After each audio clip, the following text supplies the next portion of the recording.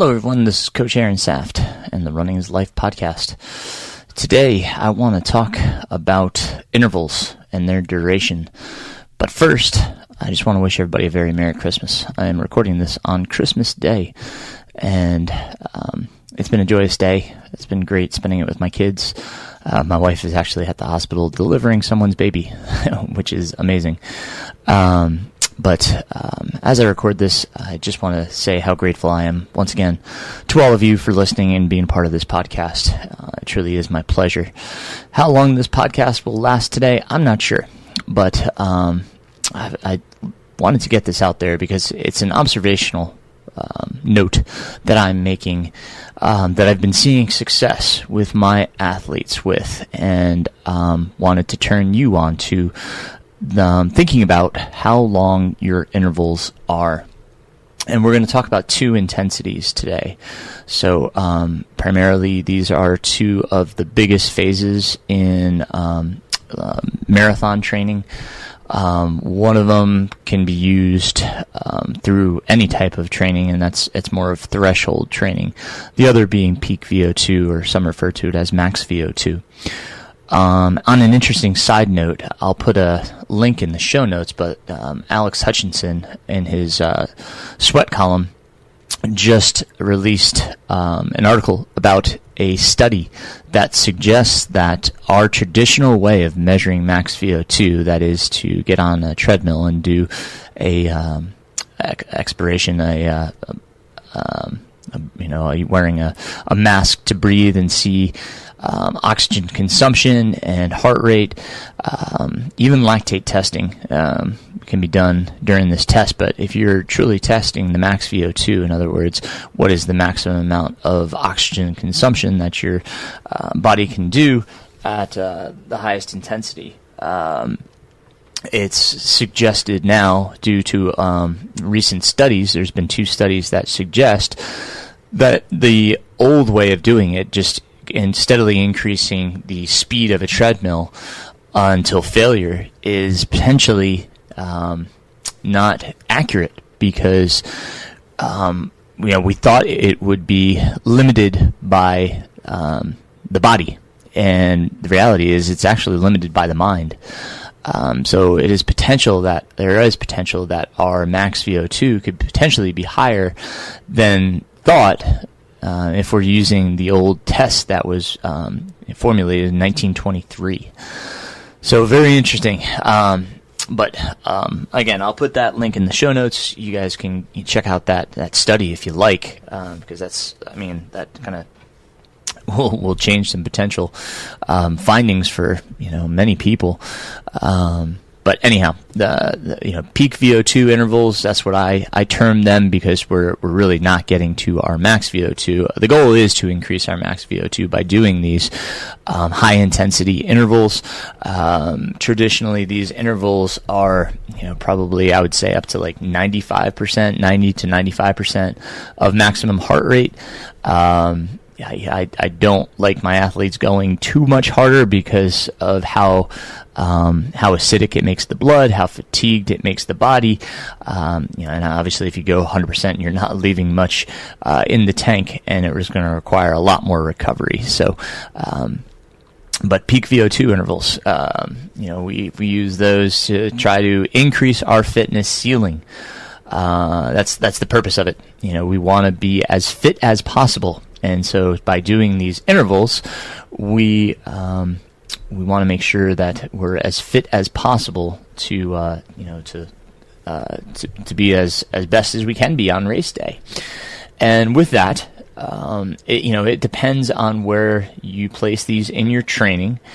Ultra runners, if they do this, the precautionary tale here is that because of the fatigue, you can't build much volume. So you don't want to build your volume when you're doing these intervals because of the intensity. It will increase fatigue, and the likelihood of injury increases. So you have to be very careful when doing these intervals. That's a big cautionary tale here, and you don't want to do a tremendous amount of sessions or even intervals within the specific session. Myself, as I am 47 years old, if I do a peak VO2 workout, it would be one per microcycle, and my microcycles tend to be 7 days, because I can't recover from a second session within that microcycle. If I were to expand my microcycles typically are 7, 10, or 14 days. They can be anywhere in between as well, but those are the typical that you would see. Would include the workout, the peak VO2 workout, the medium long run, and the long run. Those are the three big components that would be included in a microcycle, and the rest would be recovery and your conversational paced runs. With that said, my traditional microcycle is 7 days, and within a 7-day span, I used to, when I was young, be able to do 2 workouts, and what my week looked like would be Monday recovery run, Tuesday workout, and then this is where I believe my coaches made a big mistake. And there's only so many days in the week, so where do you fit things?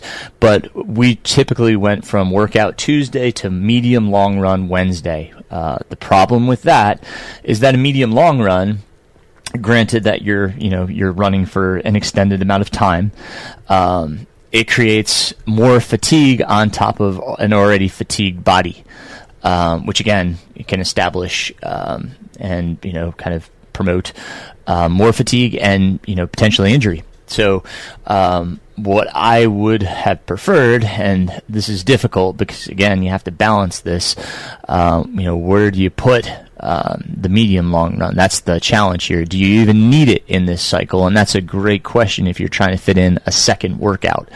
So if you weren't trying to fit in a second workout, I would have pushed the medium long run to Thursday, making Wednesday a recovery day.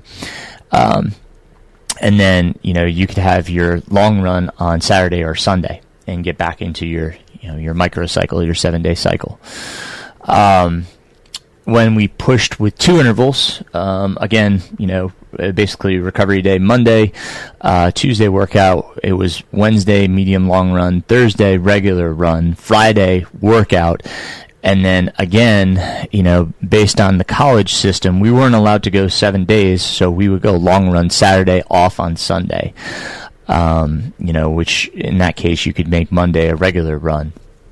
But again, you're stacking a lot of fatigue here, so you have to be careful. We need the stress rest cycle, right? So you create a stress, you follow it by rest or recovery. Right, so ideally, after a peak VO2 workout, especially, what blood tracers are showing based on the amount of hydrogen ions within our system is that we need at least between 36 to 48 hours of recovery. That's the recovery time. So we don't want to follow any hard workout or peak VO2 workout with a moderate amount of stress, which a medium long run can cause because of the time on feet. Okay, so that, basically what I do with my athletes is I kind of put the medium long run earlier in the week, perhaps on Tuesday, and then Wednesday could be, an easy to normal run, and then Thursday can be workout day. You can do a peak VO2 workout on Thursday. A lot of my runners like to take off Monday, Friday, so Friday would be a recovery day no matter what. And then Saturday, you could do, maybe some longer strides or surges, and then Sunday long run. Or just Saturday regular run. Again, depending on if you're trying to fit in 2 workouts into the microcycle, into the week. But that's typically how I do it, because it gives you that time to recover before your next longest effort, right? So Tuesday, medium long run, Wednesday, regular run, perhaps on the easier side. Thursday, you could do your peak VO2 workout. Friday's either day off or recovery. Saturday, conversational pace run, of average length. You could add some strides or surges if you so choose. And then Sunday long run. That's kind of the typical week. again, if you include this in your cycle, if you're marathoning, you would have to be careful if you want to add a second workout in here. I might suggest, if it's feasible for your schedule, to switch to a longer micro cycle so that you can fit in 2 workouts and plenty of recovery. Or in this cycle, since we're not trying to build volume, even going to a 14-day so that you're doing 1 long run in that 14-day micro cycle. Perhaps you have 2 medium long runs and 2 workouts, so that you have the proper time to recover in between. So if you play with a variable, I would play with the amount of days within your microcycle. Okay. Now getting to the actual intervals themselves. So here's the conundrum, and here's what I've been baffled by.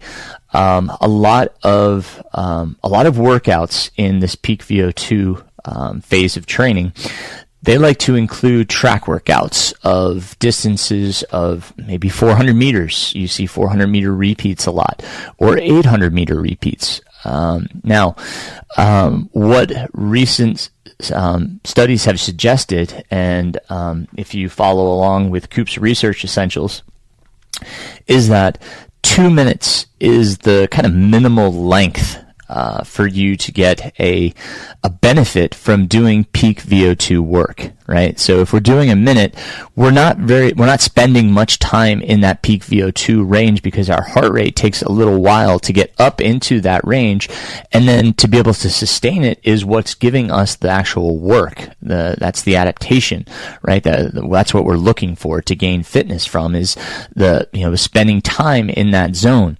So 2 minutes gives us an apt amount of time to spend in that zone so that we will, create the adaptation we're looking for, which is to increase our max VO2. Now, to add to that, what they have suggested is that if you do it on incline, and, for those that don't have a 2-minute hill around them, I oftentimes tell my athletes use a treadmill, and you can use about an 8% incline, and that will help get your heart rate up into that peak VO2 or max VO2 range that we're looking for. Again, about 90 to 95% of maximum heart rate. Okay. So, we're now spending more time within that interval, within that 2-minute interval. Okay. Now you don't have to be too creative here. With peak VO2 work, if you're not used to doing it, I would start out with, maybe 6 intervals, which would equal 12 minutes of work. And then, you can stay within this cycle just with 2-minute intervals, and work on 2-minute intervals throughout this phase, and just increase the amount of intervals that you do. But again, see how you do, right? You have to watch your recoveries on these. That's the other big thing. I oftentimes see my athletes not recovering enough, right? And standing still is recovery. That's okay. You can stand still and let the heart rate drop, because what oftentimes happens is we see drift within the recovery heart rate. So if you're looking at your data and you see the valley of your recovery is increasing. So in other words, the heart rate is higher with each recovery interval. You're getting drift, meaning that you're not recovering enough, that the interval is so hard, you need better recovery. So slow it down, stand still, whatever you have to do to make sure that recovery heart rate comes down to baseline. I usually choose a high end of zone 2 for me. And so, I'm talking about probably 67 to 68% of my maximum heart rate is what I want mine to drop down to after each intense interval. Okay, so I have this baseline for it to drop back to, so that I don't get that drift, because then it becomes harder and harder to sustain that interval. I also like my runners to negative split workouts. So start a little bit easier, maybe on the 90% of maximum heart rate, and then increase as the workout goes on. So they get faster as the workout goes on, not slower. So some things to think about when you're doing these and making sure that you're recovering from them. But again, 6 to 7 by 2 minutes is wonderful. That's a wonderful workout. And you don't have to change it. You can do that consistently consistently. If you're used to doing these intervals and they're creating fatigue, you may have to diminish the amount of intervals that you're doing over the course of the phase, right? So if you start with, let's say you started with 10 times 2 minutes, right? 20 minutes of hard work. That's a solid workout right there. And you do week 1, you do that workout. Week 2, you do that workout. But now you're starting to notice that your resting heart rate is at a higher level, right? So you're not recovering from the work because it's, you're putting in these high intensity intervals at a high volume, right? So resting heart rate isn't coming down as easier, but you still want to continue this phase. Drop the amount of intervals, drop the quantity of intervals that you're doing to perhaps 7 or 8 in week 3. And then notice, how does my resting heart rate do, right? Make sure that you're not trying to build volume here at the same time. So when looking at your medium long run, your regular runs, and your long runs, you're not trying to increase volume during this time. That's probably going to remain at a constant. If anything, maybe you drop a little bit of volume each week to diminish the amount of fatigue so that you can sustain the intervals, right? So all things to look at when you're doing these intervals. There's a lot here. So be real careful in this phase when you're doing it, and notice the signs, right? How is your average HRV? What is that looking like? Make sure that your resting heart rate is doing well, and take care of your body. Get your sleep, get your recovery. Make sure that your recovery diet is on point. Your hydration is on point. All of these things are going to help, in these intervals. Don't drink too much caffeine prior to these because, we don't want to start with an elevated heart rate. So a lot of things here, right? A lot of things. So, a lot of considerations. But that 2-minute interval is kind of the baseline. As I said, people are doing 400-meter repeats, but they're not hitting, a long enough duration in the interval to actually make any gains from it, right? So consider, what you're doing. And, I guess there's a time and a place for 400 meters. There is, especially for people that are doing 5Ks, that are racing on the track, etc. I'm not saying there isn't a place for them, but for the majority of us, especially, our half marathoners and marathoners, you're going to get bigger gains from doing 2 minutes. And I have my runners that are very, very, very well trained and very used to doing these type of intervals, potentially doing 6 minutes, 6 by 3 minutes. That's a great workout. I tend not to go too much more than that. The potential is to do up to like maybe 5-minute intervals. I don't like to go that high with, these peak VO2 intervals. I typically keep a vast majority, I would say a good 90% of all my athletes that, they're doing 2-minute intervals, maybe 2.5 minute intervals.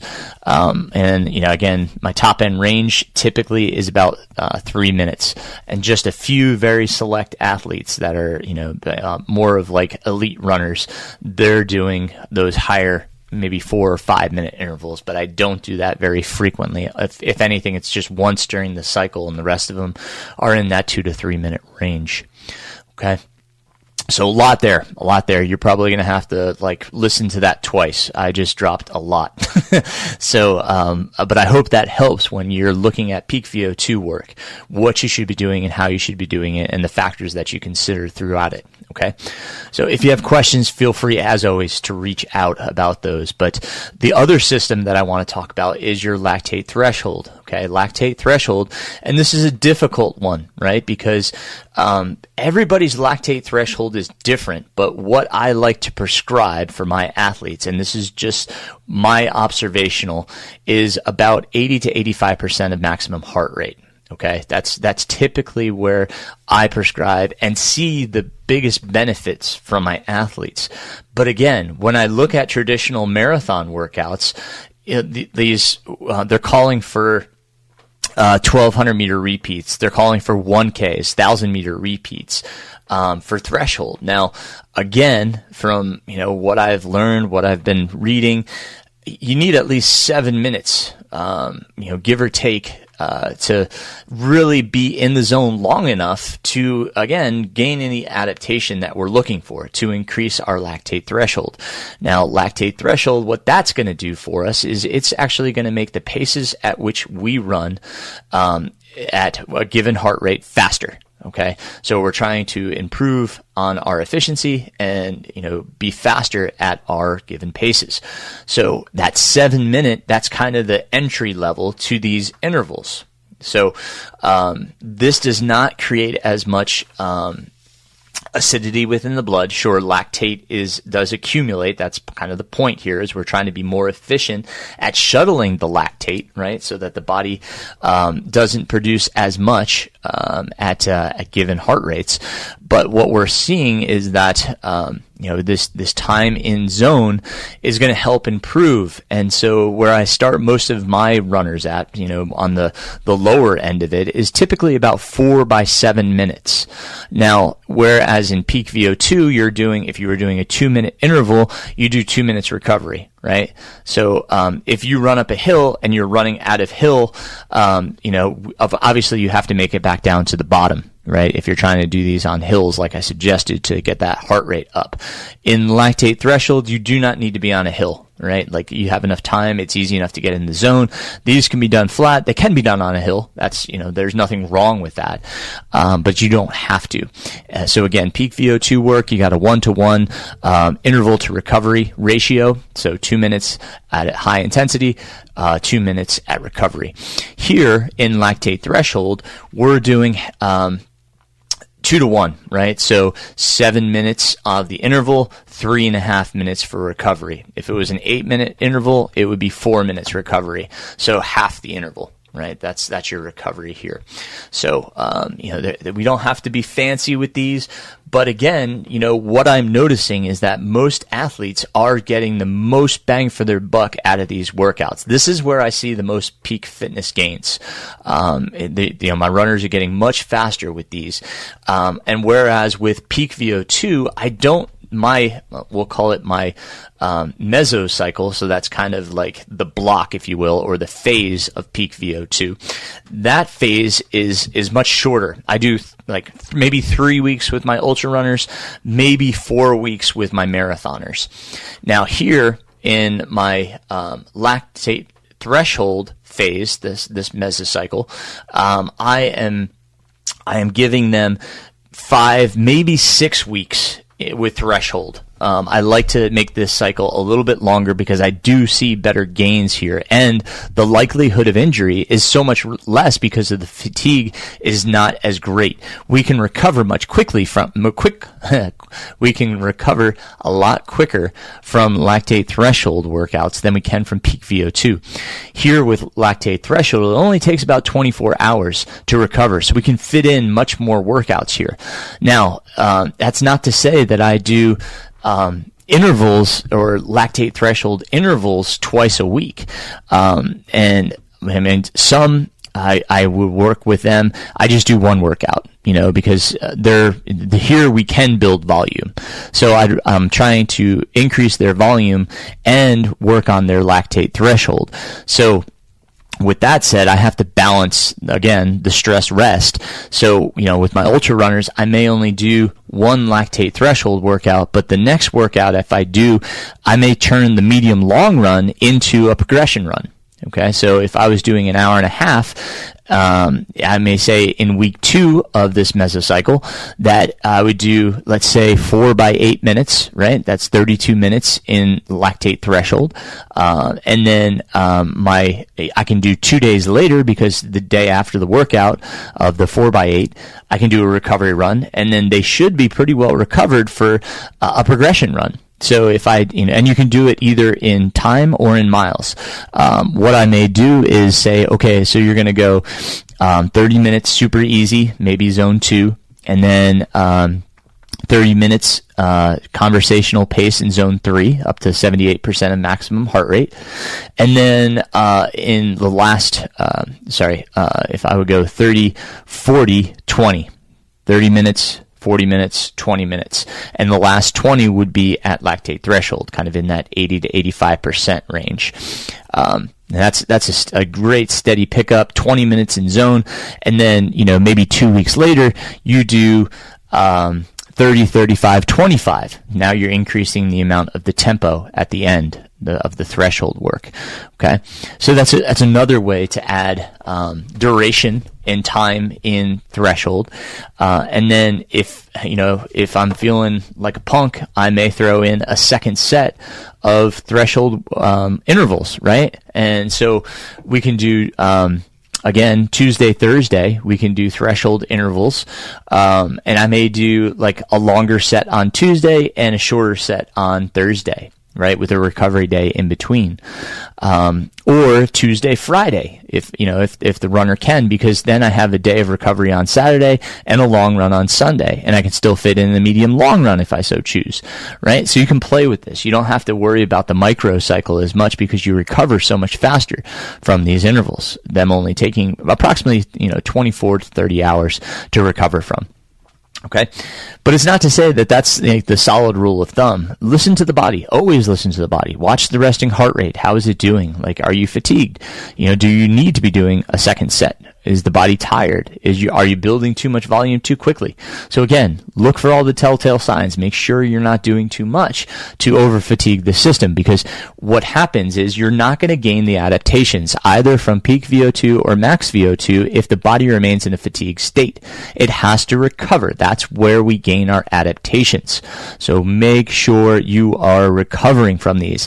That means on the recovery days, you should be probably running at zone 2. Now, some of the people, that may just be a walk, and that's okay. But, I would say to get the best recovery, to get the best results, you need to go easy the day following the work, okay? So don't overdo it. On the peak VO2 especially. So the next day it should be a zone 2, again, 69% of maximum heart rate or less, okay, to gain those adaptations. The second day after a peak VO2 workout, again, those take about 48 hours to recover from. Then that second day you can go into zone 3, but don't press it. Right? Zone 3, we're talking up to 78% of maximum heart rate. So make sure you're not pressing it. After a lactate threshold work, the next day, again, stay below 69% of maximum heart rate. We're trying to stay low so that we can make these adaptations and make these gains. Again, that's where we're going to make it, is in the recovery. Get your sleep, right? Do everything you can to recover so you absorb this fitness. Try to keep your stress down, right? That's really hard sometimes, especially here in the holidays, to keep that stress down. But that's key in order to recover and gain your fitness, right? To get the absorption from these workouts. So things to think about. Again, you may have to run through this episode twice to get all the things that I just went through, because there's a lot here that, but again, I'd like to share with you that these are kind of I've been noticing, and what I've been reading about is suggesting that, make sure your intervals are long enough that you're going to get something from them, that you're going to gain maximum benefit from the time that you spend in those zones. Okay. Again, if you have questions, feel free to reach out. Happy to help and answer questions. It is the end of the year here. We've got about a week left in 2024, and I've just been blessed, to coach so many athletes this year and share their journey. I'm grateful for that, and I'm super grateful again to you guys for listening to the podcast. I hope it's helped. I hope you guys learn something from it, gain something from it. If you're not using a platform that helps you analyze your data, I suggest doing so. Whatever you use, make sure it has a great analytical feature that you're, able to take away and say, yes, I'm making fitness gains. This is doing good for me. If not, then, I suggest talking with a coach. If that's, if you really want to get the best out of yourself, whether you talk with me or someone else, there's some great help out there. I had a wonderful conversation. I was just on a recent podcast, and we talked all about coaching. It was awesome. I will I'll put the link in the show notes for that podcast. I get to talk a lot about coaching. It wasn't her normal format because I'm not the normal coach. She doesn't typically see a coach as many people as I do. But I love what I do. It's my full-time job. And I'm going to continue to get better and learn and try to be the best I can for my athletes. So if you're interested in having that conversation, please reach out. I've had like 3 athletes alone reach out this week. So it's wonderful. I'm so happy to be a part of this community. Really thank you guys for everything this year. And as always, thank you, my Patreon supporters. Thank you guys, whether you reached out or not.